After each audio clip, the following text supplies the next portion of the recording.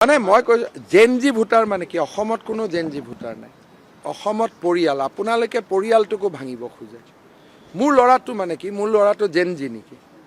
মোৰ ল'ৰাটো দেউতাক মাকৰ এজন মৰমৰ সন্তান আমাৰ পৰিয়ালত আলোচনা কৰি ভোট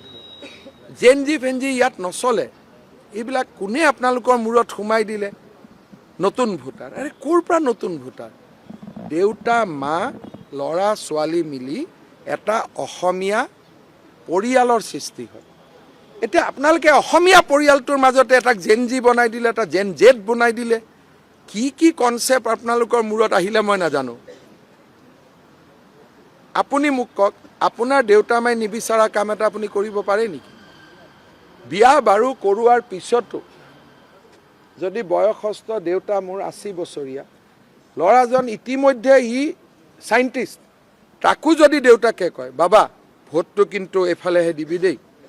ল'ৰাজনে বাপেকৰ কথা ইয়াত মানি লয়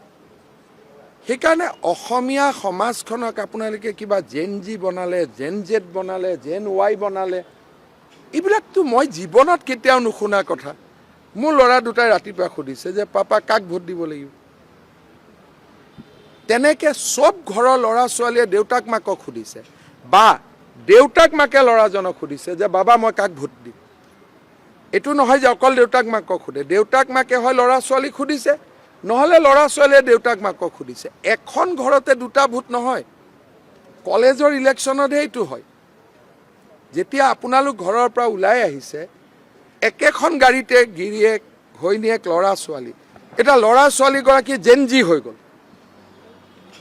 এইবিলাক ৰাজনীতি নাজানা মানুহে এইবিলাক কথা কয় ৰাজনীতি জানা মানুহে অসমৰ পৰিয়ালটোক এজন বুলি ধৰি লয় যে এইটো এটা অসমীয়া আদৰ্শ পৰিয়াল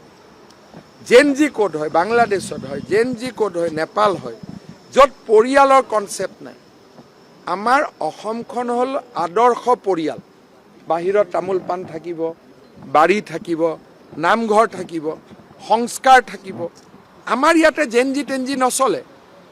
কোনবাই জেনজি কৰিলে বাপেক মাকে তাক ধৰি লৈ যাব পিছদিনাখন এই তোক মই হোষ্টেলত এইবিলাক কৰিব পঠাইছো নেকি আৰু হিও গুচি যাব গতিকে এইবিলাক নিউ ভোটাৰ জেনজি ভোটাৰ এইবিলাকৰ সিস্টেম নাই পৰিয়াল আপোনাৰ পৰিয়ালটোৱে কাক ভোট দিলে আৰু আমাৰ অসমীয়া পৰিয়াল এনেকুৱা নহয় দেউতা মা ল'ৰা ছোৱালী ৰাতি ভাত খোৱাৰ সময়ত একেলগে ডিসিশন লৈছে যে কাক ভোট দিম এইবিলাক ক'ৰ পৰা এইবিলাক কনসেপ্ট লৈ আহিলে আপোনালোকে মানে মইতো বুজিয়ে নাপাওঁ